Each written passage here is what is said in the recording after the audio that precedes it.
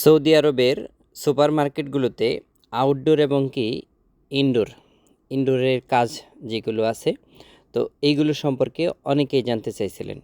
তো আজকের ভিডিওতে আমি একটু আপনাদেরকে এইগুলোই দেখাবো, কিভাবে ইনডোর এবং কি আউটডোরের কাজগুলো মানে কেমন হয়ে থাকে।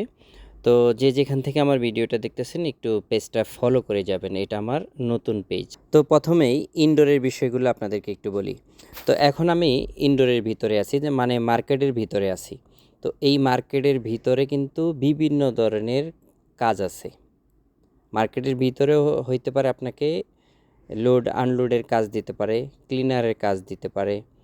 মানে এক কথা বলতে আপনার মার্কেট ক্লিনারের যে ভিসাগুলোতে এখন বাংলাদেশ থেকে আসতেছে, তো এই মার্কেটের ভিতরে কাজগুলাই হলো পরিষ্কার পরিচ্ছন্নতার কাজ সবচেয়ে বেশি।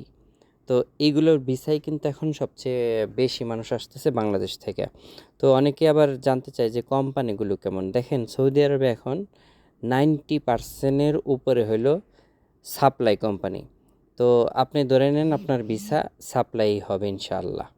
তো যাই হোক, যে সাপ্লাইটা ভালো সেই সাপ্লাইতে আসার চেষ্টা করবেন, অবশ্যই খোঁজখবর নিয়ে।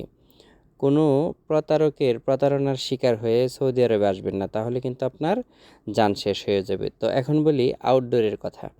আউটডোর বলতে এই যে মার্কেটের বাইরে যে অংশটুকু দেখতেছেন, মার্কেটের একটা বড় মার্কেটের বাইরে যে পার্কিং এরিয়া থাকে, তো সেটাইকেই বলা হয় যে আউটডোর। তো এইখানে আপনারও ক্লিনারের কাজ দিতে পারে। তো বড় মার্কেটগুলোতে তাদের নিজস্ব মানে যে কোম্পানির থেকে আপনাকে হায়ার করে নিয়ে আসবে, তারাই কিন্তু এখানে কাজ করে। এখানে কিন্তু অন্য অন্য কোম্পানি যেমন বলদের কোম্পানির লোকজন কিন্তু এখানে কাজ করে না।